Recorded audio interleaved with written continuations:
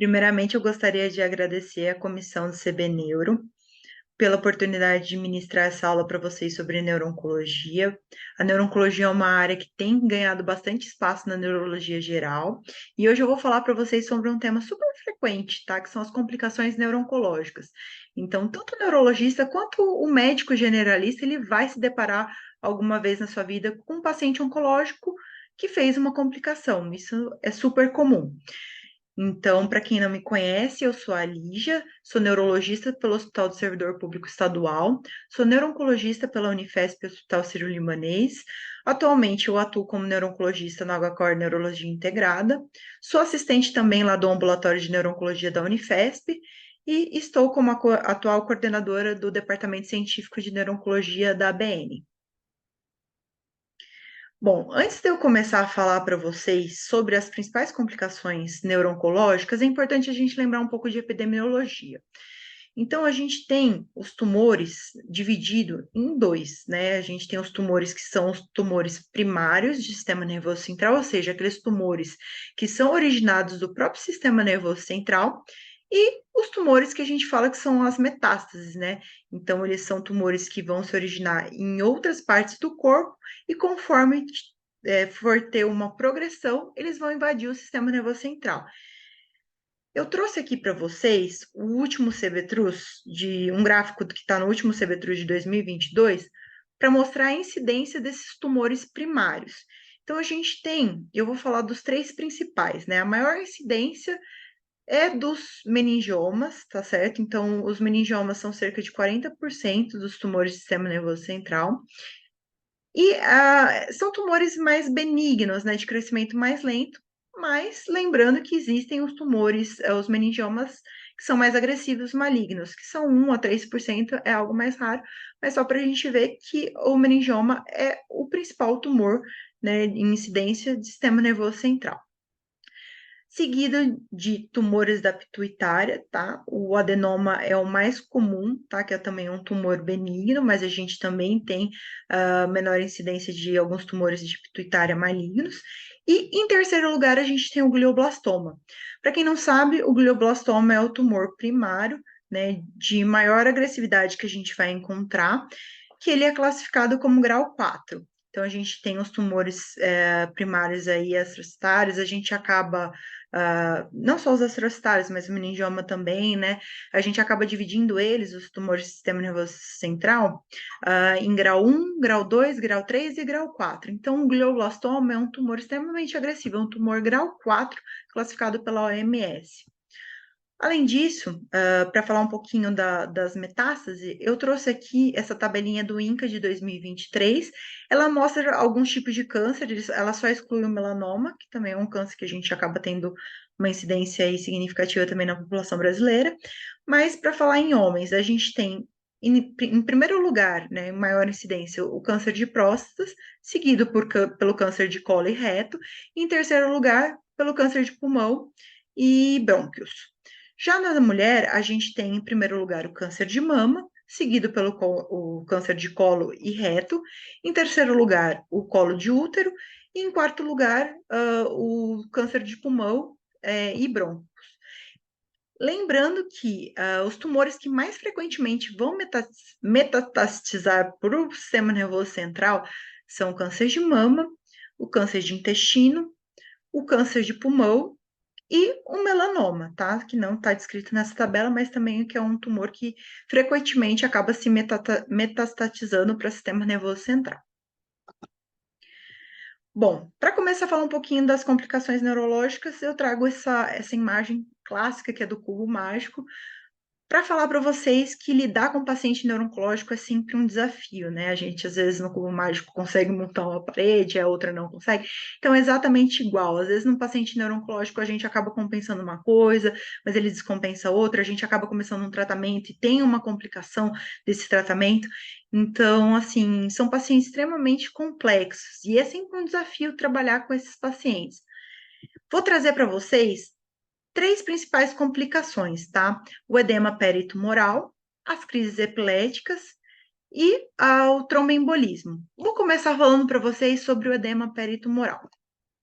Bom, o edema peritumoral é a principal complicação de tumores primários e principalmente metástases. Ele tem uma importante causa na morbimortalidade dos pacientes e ele é causado por um edema que a gente chama de vasogênico. Esse edema vasogênico nada mais é do que uma alteração na integridade da barreira hematocefálica que vai gerar uma alteração na modulação do VEGF, tá? Então, o que que acontece? A gente vai ter uma alteração dessa barreira, tá? E vai ter a perda de líquido da célula para o meio extracelular. Isso vai gerar o edema vasogênico. Diferente do edema citotóxico, que você vai ter a morte, a morte da célula. O edema citotóxico é aquele edema que a gente tem em pacientes, por exemplo, que tem a morte celular, como o AVC. Então, aqui, só para a gente ver, citar também a diferença. Eu não coloquei a imagem do citotóxico, mas para a gente ver o edema vasogênico.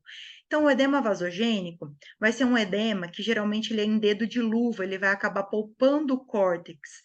E às vezes ele pode causar nessa imagem aqui que a gente tem, pode ter até o desvio da linha média, tá? E pode ter até a questão da herniação. Aqui a gente tem um meningioma, que tem um edema aqui significativo vasogênico, é um edema que vai poupar o córtex, e aqui a gente tem até uma herniação subfalcina.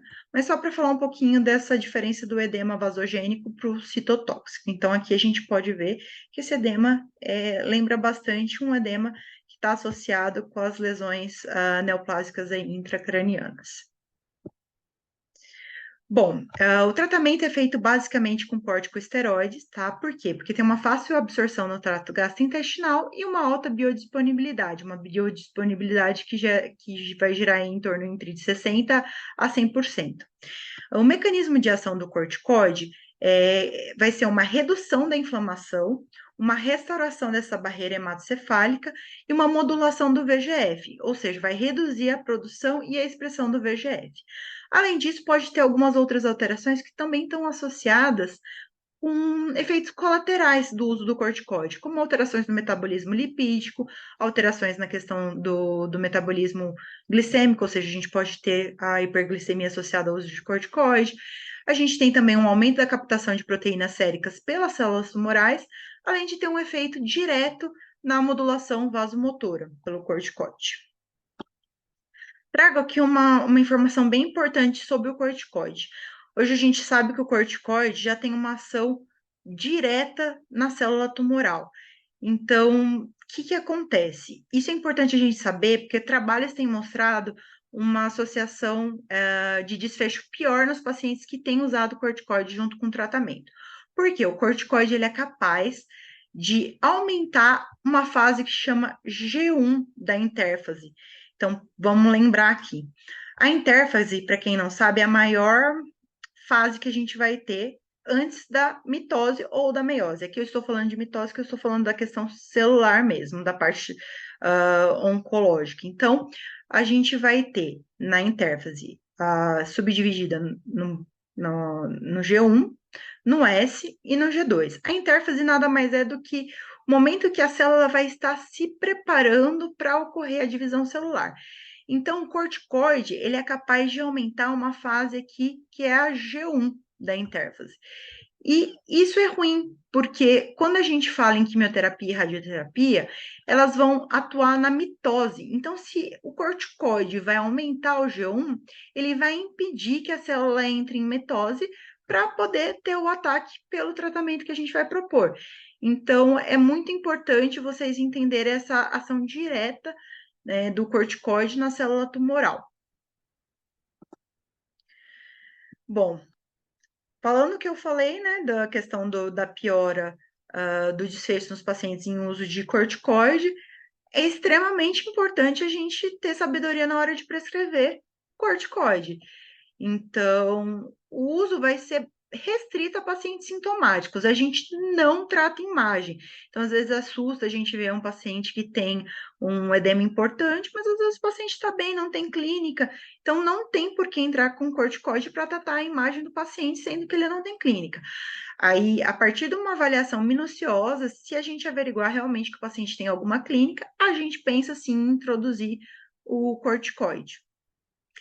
lembrar que pacientes com suspeita de linfoma primário do sistema nervoso central, a gente tem que evitar ao máximo o uso de corticoide antes de realizar o diagnóstico, porque o que acontece?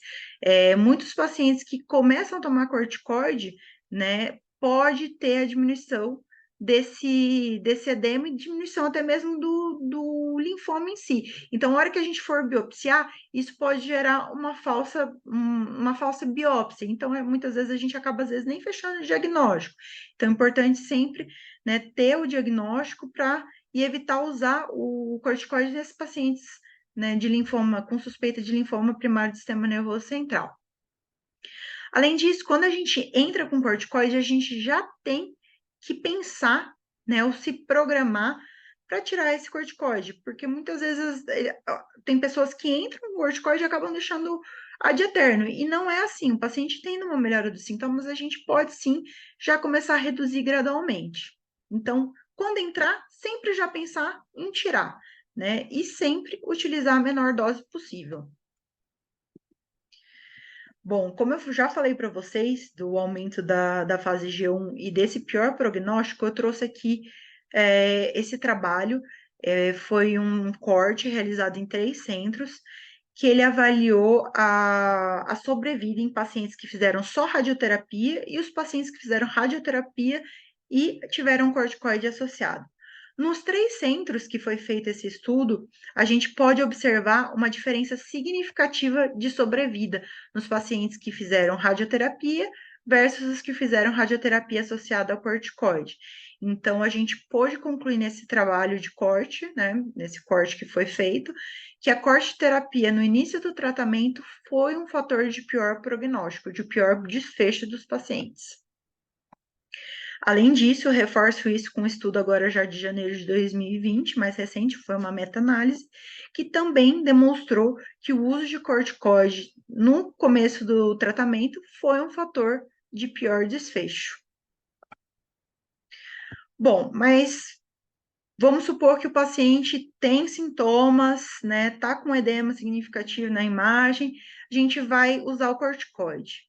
Qual corticoide a gente vai escolher, né? Existem inúmeros corticoides, a gente dá preferência sempre para os corticoides que têm um maior poder anti-inflamatório e que têm um efeito baixo mineral corticoide. E além disso, a gente acaba optando pelos aqueles corticoides que têm uma maior meia-vida, né? Então, dentre todos esses, a gente tem a dexametasona como nosso corticoide aí de escolha. Então, a gente acaba utilizando muito nos pacientes que têm o edema peritumoral. Mas, como que eu vou usar? Né? Geralmente, a gente acaba usando a dexametasona em uma dose única ou 2 vezes ao dia. Isso já é suficiente. Evitar aquele uso de 6 em 6 horas, como pregado por muitos serviços, tá? Isso, né, a gente acaba fazendo sim, eu vou explicar mais ali na frente, mas em pacientes comatosos, com edema bem significativo, já herniano. Então, basicamente, a gente acaba prescrevendo ou em uma dose única ou até 2 vezes ao dia. Importante lembrar que não é de 12 em 12 horas, tá? Porque o corticoide ele também atrapalha o sono, pode gerar insônia. Então a gente acaba preferindo tomar ele após o café da manhã e geralmente 4 ou 5 horas da tarde. Então, fazer esse esquema de 2 vezes ao dia, tá? Sem ser de 12 em 12 horas necessariamente. Importante lembrar que a gente sempre prescreve a menor dose para tratar o sintoma do paciente. Então, você vai entrando com corticoide, se com aquilo que você já entrou, 4 miligramas ao dia, já está tendo melhora dos sintomas, não tem por que você aumentar, né? Mesmo que a imagem continue com edema significativo. Então, a gente trata o sintoma do paciente, não a imagem. E sempre que possível, deixar a menor dose do corticoide, que tem o melhor efeito nos sintomas e que vai gerar menos efeito colateral. A gente vê que de 2 ou até 4 miligramas 2 vezes ao dia já são doses suficientes que tratam os sintomas desses pacientes. Doses acima de 12 miligramas ao dia, elas trazem pouco benefício nos sintomas e acabam tendo mais efeitos colaterais. E quando a gente for pensar na retirada do corticoide, a gente sempre acaba tirando a dose da manhã por último, né, que é a dose mais fisiológica do corticoide. Aqui é a tabelinha que eu falei para vocês, então, só para a gente reforçar, em pacientes que são assintomáticos, a gente acaba optando não fazendo optando a não fazer o uso do corticoide. Sintomas leves a moderados, a gente vê de 4 a 8 miligramas por dia, ou numa dose única, ou dividido 2 vezes ao dia, tá? Vamos lembrar que de 12 em 12 horas a gente tenta evitar, já é o suficiente. Pacientes que são muito sintomáticos, têm hipertensão intracraniana, risco de herniação, para aquele paciente comatoso, a gente pode fazer até um bolus de dexametasona de 10 miligramas e deixar 4 miligramas, sim, de 6 em 6. O pós-operatório, a gente acaba deixando uma dose de corticoide até 16 miligramas ao dia, mas a gente vai reduzindo esse corticoide até retirar em uma semana. Pacientes em radioterapia, quimioterapia, imunoterapia, a gente evita usar. O uso não é recomendado por conta do pior prognóstico associado. E pacientes com cuidados paliativos, a gente vai tatear conforme sintomas, né, do paciente. Bom, vamos falar de um outro tratamento, né, do edema peritumoral. É um tratamento mais moderno, para quem não conhece, o bevacizumab, ele é um anticorpo monoclonal que vai neutralizar o VEGF, ou seja, ele vai atuar diretamente ali na barreira hematocefálica que a gente conversou. E ele entrou, né, começou a ser utilizado em 2009 para glioblastomas recorrentes. Ele vai reduzir a angiogênese e, por consequência, o edema peritumoral. Mas é importante a gente falar que ele só foi aprovado, né, em dezembro de 2017 pelo FDA. Ele começou a ser usado um pouco antes, né? Ele até começou a ser usado em 2004 para câncer de colo e reto metastático, né? Mas para glioblastoma em si, né? Ele foi só aprovado pelo FDA em 2017. Então a gente tem um gap e foi começado a ser utilizado no Brasil só até mais para frente, em 2017. Nenhum estudo ele conseguiu comprovar que o bevacizumab aumenta a sobrevida global, mas os estudos mostram que ele foi capaz de melhorar a qualidade de vida, né, dando maior conforto e bem-estar do doente, né, tendo um aumento da progressão livre da doença. Mas a gente cai num impasse, é uma medicação muito moderna e tem um custo ainda muito alto. Então, no SUS a gente não tem acesso e alguns convênios a gente até consegue fazer o uso do bevacizumab, mas não são todos, né? Convênios mais simples a gente acaba tendo uma dificuldade por conta do alto custo da medicação. A gente faz o bevacizumab intravenoso, tá? A gente calcula a dose 10 miligramas por quilos e faz um ciclo a cada 2 semanas, aí 15 dias. Geralmente a gente faz até 6 ciclos, mas tem alguns pacientes que a gente até acaba estendendo um pouquinho mais. Isso vai muito de caso a caso. Para mostrar aqui o efeito do bevacizumab, eu trouxe aqui essa ressonância de um paciente pós-radioterapia. Então, a gente tem a cavidade, ao redor da cavidade, a gente tem aqui um T1 com contraste, a gente vê bem o realce ao contraste bem ao redor da cavidade do tumor. Isso é um efeito aqui pós-radioterapia. E aqui no flare, a gente consegue ver um edema bem significativo, causando o desvio da linha média. Então, nesse paciente, a gente começou a tratar com bevacizumab e a ressonância desse paciente após o uso, né, após alguns ciclos do bevacizumab, a gente já teve a diminuição do realce na imagem e uma diminuição significativa do edema, né? Então, a gente já vê até a linha média aqui centrada. Então, realmente é uma terapia muito eficaz para o edema peritumoral. Mas, como toda medicação, tem seus efeitos colaterais. Os efeitos colaterais mais comuns são fadiga, cefaleia e hipertensão. Além disso, a gente tem também a dificuldade de cicatrização quando a gente usa essa medicação, porque como ele vai atuar no VEGF, ele vai alterar a integridade da barreira do vaso. né? E para quem não lembra, uma das principais fases iniciais da cicatrização é a inflamação. Então, você vai ter alteração da permeabilidade vascular. E quando a gente faz o uso do bevacizumab, a gente tem essa alteração do VEGF, né, impedindo essa inflamação, impedindo, né, essa cicatrização. Então, a gente sempre, depois, quando a gente pensa em usar, né, geralmente pós-cirúrgico, a gente tem que dar aí pelo menos umas 4 semanas aí para ter uma cicatrização da ferida operatória. Senão, né, o risco é muito grande dessa ferida não cicatrizar. Além disso, existem algumas outras complicações que são um pouco menos frequentes, mas são mais graves e a gente, sim, acaba vendo no paciente que faz uso do bevacizumab.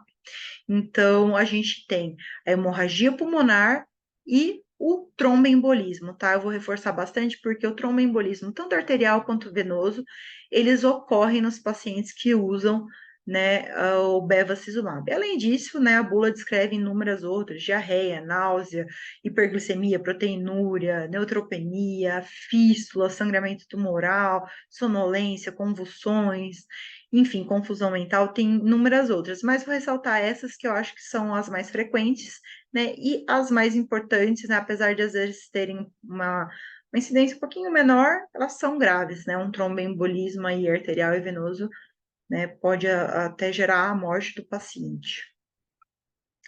Bom, falar um pouquinho agora para vocês sobre crises epiléticas. As crises epiléticas associadas a tumores de sistema nervoso central, elas têm sido descritas desde o século XIX. E aproximadamente de 30 a 50% dos pacientes com tumores cerebrais, a crise epiléptica vai ser o sintoma inicial. Então, é sempre importante investigar, tá? Então, primeira crise convulsiva, a gente precisa de uma neuroimagem para descartar lesão do sistema nervoso central.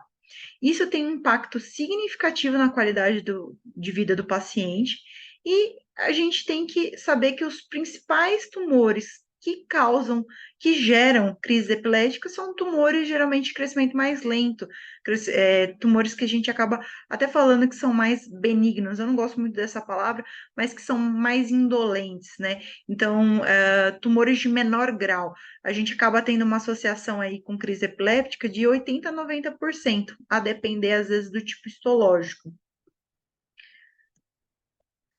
Bom, muito além do tumor, a gente sabe que existem alguns outros fatores para esses pacientes oncológicos fazerem crise. Então, a gente pode ter efeitos adversos ao tratamento oncológico, pode ter infecções associado, porque muitas vezes o próprio tratamento oncológico ele vai ser imunossupressor, então esses pacientes ficam mais à mercê aí de infecções, e pode também ter distúrbios metabólicos e hidroeletrolíticos. Então, é sempre importante a gente nem sempre culpar o tumor, mas investigar outras causas também que podem diminuir aí o limiar convulsivo e gerar crise epiléptica. As crises epilépticas em pacientes oncológicos, mas que não têm lesão do sistema nervoso central ainda conhecida. Então, é sempre importante a gente afastar inicialmente distúrbios infectometabólicos, que geralmente é o mais comum: hipocalcemia, hiponatremia, hiperglicemia, hipoglicemia, infecções aí de pulmonar, infecções urinárias, enfim, a gente sempre acaba descartando isso primeiro, para depois a gente pensar que possa ser um efeito de toxicidade do tratamento. Se a gente não encontrar nada, a gente pode sim pensar na toxicidade do tratamento. Mas importante lembrar, o paciente oncológico que teve a primeira crise convulsiva, que a gente não achou nada, vai ganhar uma neuroimagem por conta de descartar possíveis lesões implantes aí em sistema nervoso central. Então, a gente tem que descartar metástases em sistema nervoso central. E descartado tudo, né, a questão da toxicidade, lesão do sistema nervoso central, distúrbios infecciosos e metabólicos, a gente ainda pode sim pensar em algo mais raro, que são as síndromes paraneoplásicas, né, geralmente acomete aí de 1 até 2% dos pacientes, e você vai encontrar, né, aqueles anticorpos, e cada anticorpo vai estar relacionado a um tipo de tumor, por exemplo, o anti-HU com câncer de pulmão, o anti-MA2 mais com tumor de testículo, o NMDA relacionado ao teratoma. Então, a gente pode também pensar nas síndromes paraneoplásicas quando a gente acaba descartando todo o restante. Mas sempre fazer uma neuroimagem, tá? Para descartar a lesão do sistema nervoso central nesses pacientes que são oncológicos, mas que ainda não têm lesão do sistema nervoso central conhecida. Bom, trouxe aqui essa tabelinha de terapias sistêmicas que são associadas a crises epilépticas. Então, a gente tem o busulfan, cisplatina, 5-fluoracil, fosfamida, etoposide, methotrexato, mas eu vou ressaltar aqui a L-asparaginase. A L-asparaginase, além de precipitar, né, aumentar a chance do paciente ter uma crise epiléptica, ela está muito relacionada com o aumento de trombose nesses pacientes que fazem o seu uso. Então, é um quimioterápico que a gente acaba fazendo mais para leucemia, né, faz para alguns linfomas também, mas que tem essa associação, tanto como precipitar crises epilépticas, quanto o aumento do risco de trombose. E como eu falei para vocês antes, a gente tem a relação, né, de crises epiléticas, principalmente em tumores de menor grau. Eu trouxe aqui esse trabalho que mostra que os três principais tipos de tumores que estão relacionados a crises epilépticas. Então, a gente tem, em primeiro lugar, os DNETs. Os DNETs, eles acabam sendo 100%, né? Então, ou seja, todo paciente que teve DNET nesse tumor acabou tendo crise convulsiva, então eles são extremamente epileptogênicos, seguidos do ganglioglioma. A gente tem aí uma porcentagem de 80% a 90% dos pacientes que tiveram ganglioma que apresentaram crise convulsiva nesse trabalho. E, em terceiro lugar, os gliomas de menor grau. Eu vou explicar mais à frente para vocês qual que é essa relação. E, muito além da histologia do tumor, do subtipo do tumor, a gente ainda tem que tumores primários e intraaxiais, eles também costumam ser mais epileptogênicos do que tumor metastáticos e extraaxiais. Sobre a fisiopatologia. A fisiopatologia é extremamente complexa, existem alterações morfológicas, imunológicas, inflamatórias, distúrbios iônicos, então tudo isso pode estar relacionado. Mas postula-se basicamente duas hipóteses. Uma do próprio tumor secretar substâncias que vão diminuir o limiar convulsivo, precipitando a crise, ou a segunda que diz que o próprio crescimento tumoral vai gerar alterações no microambiente tumoral, como hipóxia, acidose, alterações metabólicas, que vai causar uma diminuição do limiar convulsivo e precipitar crises. Mas por que gliomas de menor grau têm mais chances de dar crises epilépticas do que gliomas de alto grau? Vou explicar para vocês que isso tem relação com uma enzima que chama isocitrato desidrogenase, a famosa IDH. O que acontece? Essa mutação do IDH, ela acontece geralmente no início da oncogênese. E para quem não lembra, IDH é uma enzima que vai atuar na conversão do isocitrato lá no ciclo de Krebs em alfa-cetoglutarato. Quando tem essa mutação do IDH, essa conversão vai resultar em um produto final que é o D2-hidroxiglutarato. Para quem não sabe, eu trouxe até aqui uma imagem para mostrar a semelhança da molécula. Então, esse D2-hidroxiglutarato, ele é muito semelhante à molécula do glutamato. E assim, né, com a produção do D2-hidroxiglutarato, nesses tumores, nesses gliomas de menor grau, a gente vai poder ter uma maior ligação nos receptores NMDA. Então, isso cria um potencial excitatório pós-sináptico e aumenta os potenciais de ações, acabando diminuindo o limiar convulsivo e precipitando a crises epilépticas. Falar um pouquinho para vocês sobre o uso profilático das drogas anticonvulsivantes.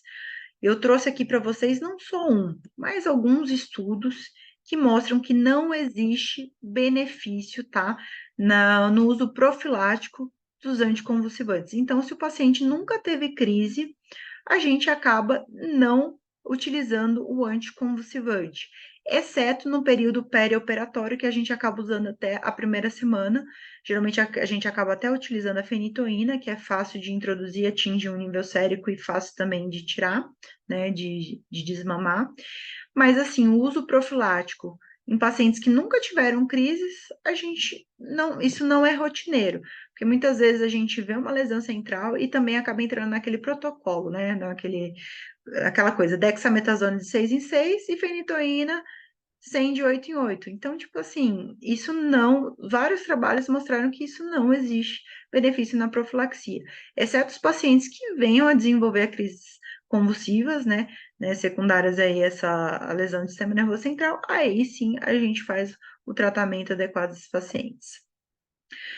Bom, mas que antiepiléptico eu vou escolher? Na neuro-oncologia, a gente acaba optando pelos 3 Ls, né? Que são os anticonvulsivantes que a gente tem aí de mais modernos, que a gente vai ter uma boa eficácia, menos efeito colateral e menos interação com a quimioterapia, que é o levetiracetam, a lacosamida e a lamotrigina.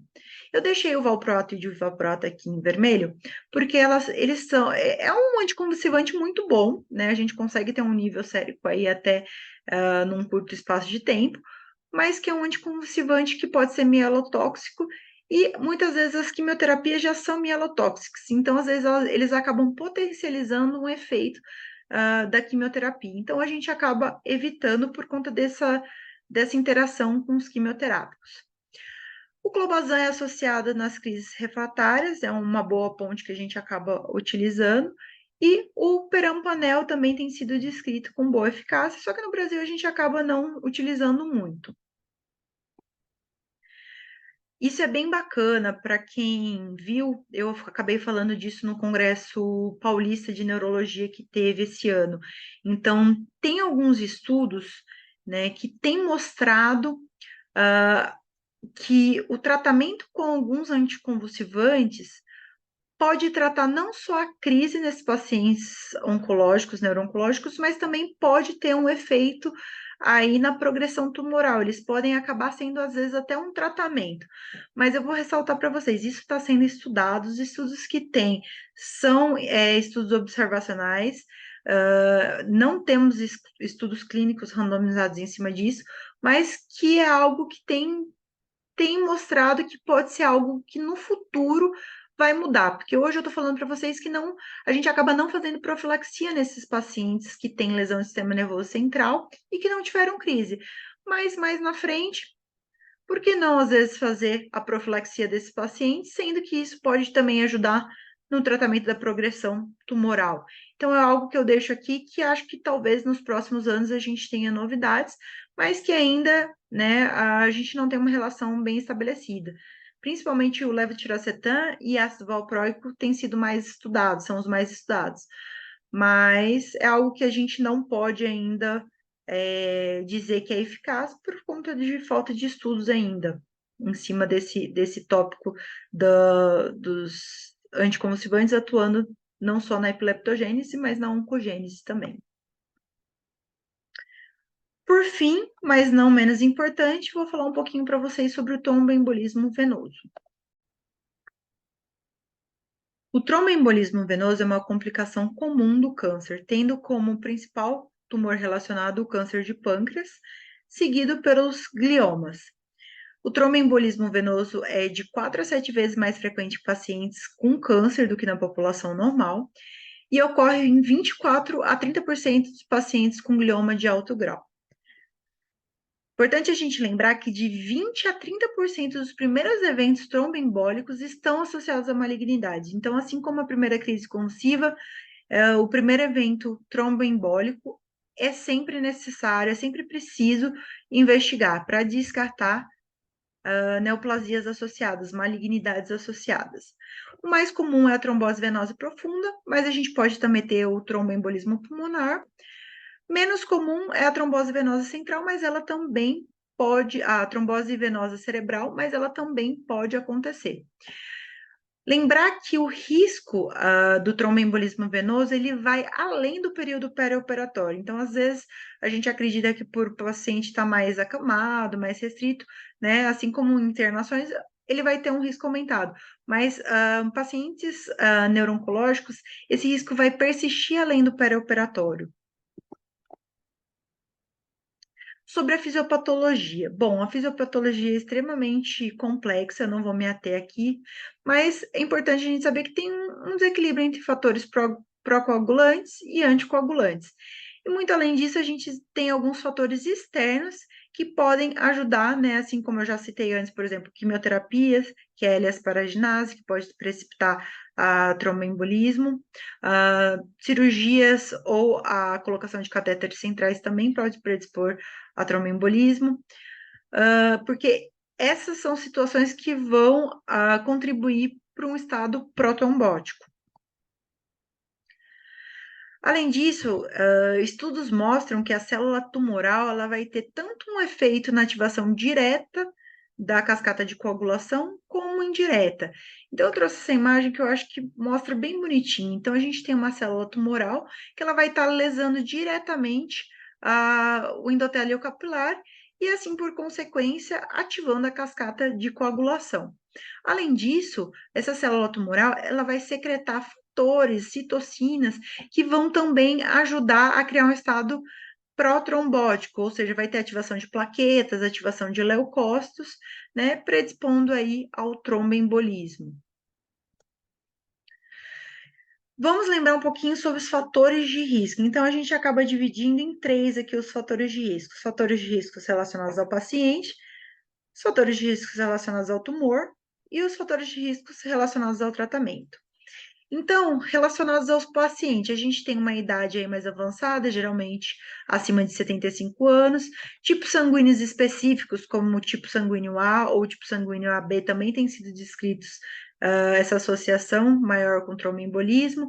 Quando a gente já tem uma história prévia, né, de tromboembolismo, isso também é um preditor aí de maior risco de eventos futuros, a presença, às vezes, de déficit motor, porque isso gera também mais imobilidade, né, mais dificuldade, né, o paciente fica mais acamado, e isso também, por si só, gera um estado mais protrombótico.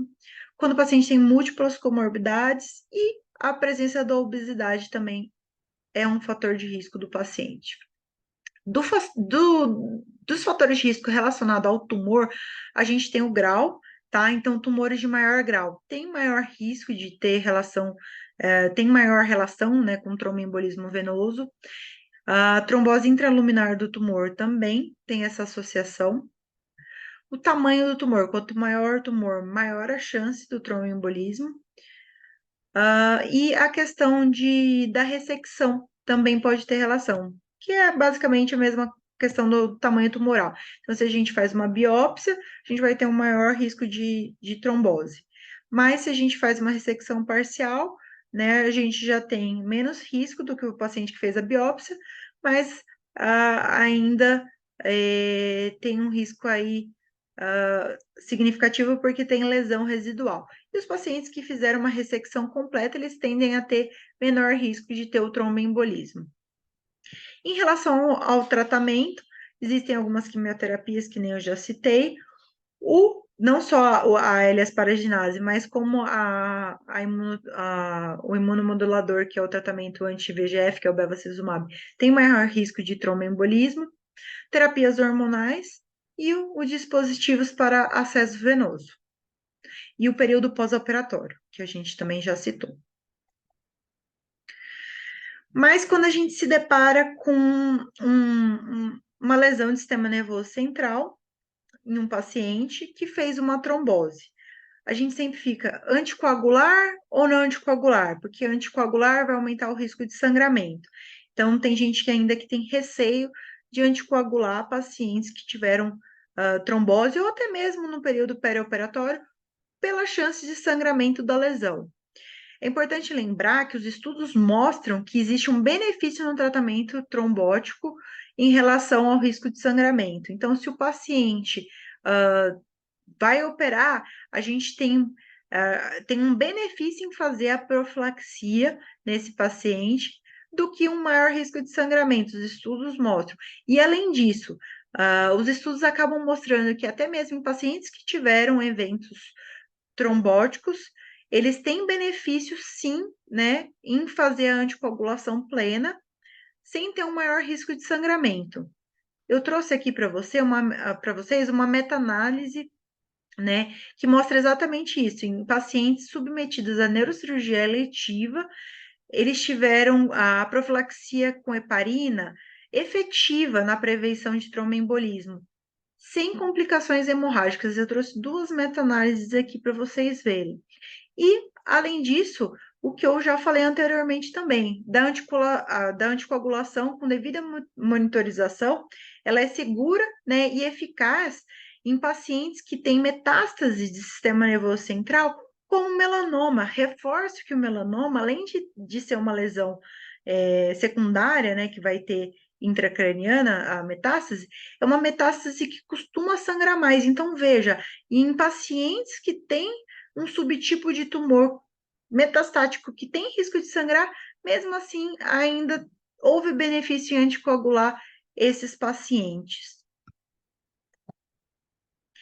Trouxe para vocês um trabalho que ele não tem muita relação com pacientes oncológicos, mas com pacientes neurológicos, mas eu achei bem importante porque a maior parte dos nossos pacientes neurooncológicos, eles vão ter alterações de mobilidade, podem ter associação com câncer, e aqui nesse estudo de fevereiro de 2014, ele traz uma coisa interessante dos pacientes neurológicos. Ele recomenda a profilaxia em pacientes que têm uma mobilidade restrita por conta do risco do tromboembolismo. E nesse estudo, a heparina de baixo peso molecular, ela foi preferida à heparina não fracionada para profilaxia. Eu trouxe também esse estudo porque é muito difícil a gente ter a avaliação de estudo em pacientes oncológicos, né? Nessa profilaxia em pacientes oncológicos, mas a gente acaba utilizando a heparina de baixo peso molecular, né, nesses pacientes neuro-oncológicos para profilaxia e às vezes até para fazer a anticoagulação plena. E, além disso, esse estudo mostrou benefício da administração da heparina de baixo peso molecular, por conta da taxa de risco e por conta da conveniência da dose que a gente acaba fazendo uma vez ao dia.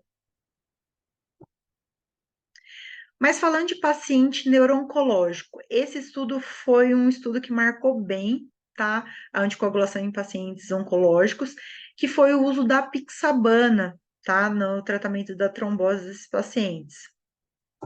E o que esse estudo mostrou?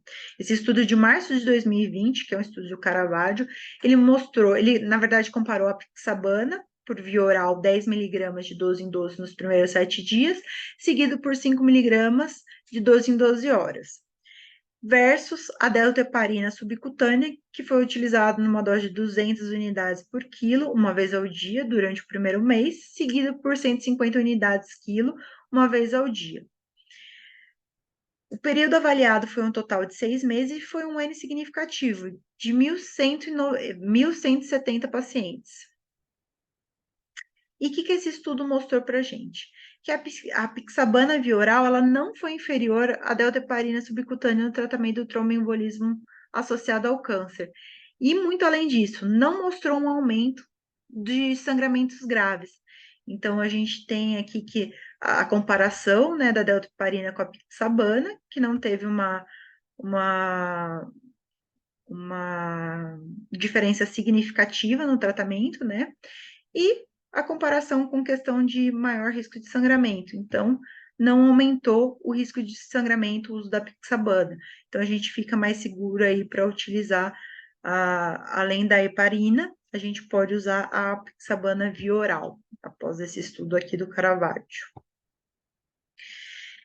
E falar para vocês um pouquinho da podoplanina. Então, por que tumores de maior grau, eles têm mais chance de fazer tromboembolismo venoso? Porque existe uma proteína na superfície tumoral que foi vista nesse estudo, que foi nomeada de podoplanina. E a podoplanina, ela é capaz de gerar um estado pró-trombótico.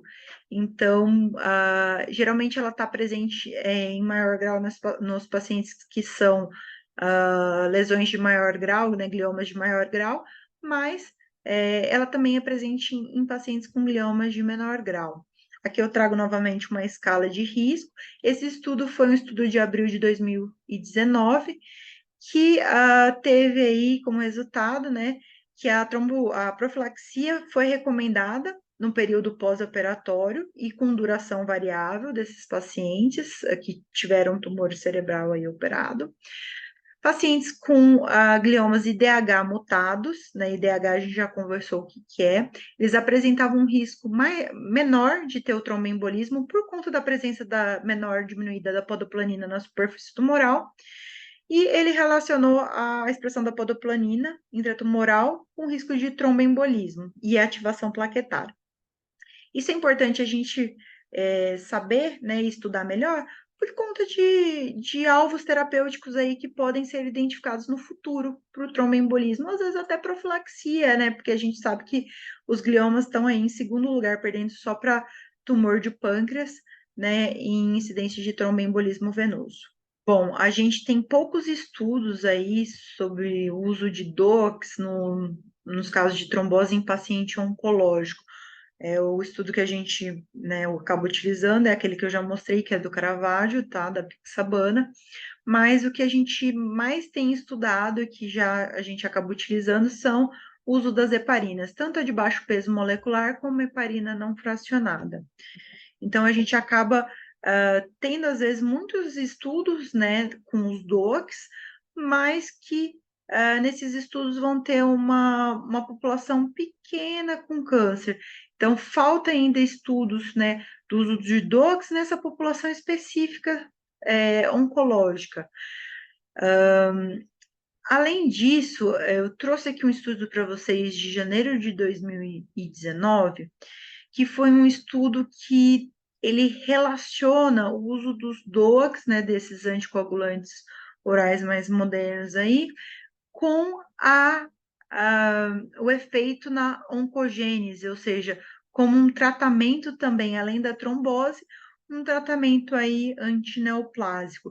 Da mesma forma que eu falei dos anticonvulsivantes, isso tem sido se questionado também com o uso de anticoagulantes, né, tanto os DOACs como até mesmo a heparina, mas a gente ainda não sabe ao certo se realmente existe uma eficácia nesse tratamento, não só da trombose, mas da oncogênese. Mais estudos são necessários, mas que eu acho que é também algo para a gente ficar alerta e que nos próximos anos pode mudar. E para finalizar, eu reforço que as complicações neurológicas e clínicas no paciente com tumor cerebral, elas são comuns e esperadas, elas vão aumentar a morbidade e a mortalidade, e é necessária uma importância de um reconhecimento precoce dessas alterações para ter uma intervenção e um tratamento mais breve possível. O tratamento deve ser ainda individualizado e respeitar as particularidades e anseios de cada paciente.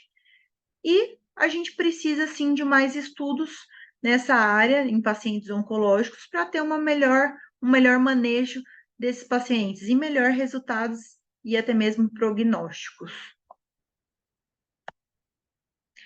Muito obrigada, espero que vocês tenham gostado. Eu deixo aqui uma foto da minha família da neuro-oncologia da Unifesp. E se vocês tiverem alguma dúvida, eu fico à disposição, deixo meu e-mail aqui e minha página no Instagram. Muito obrigada.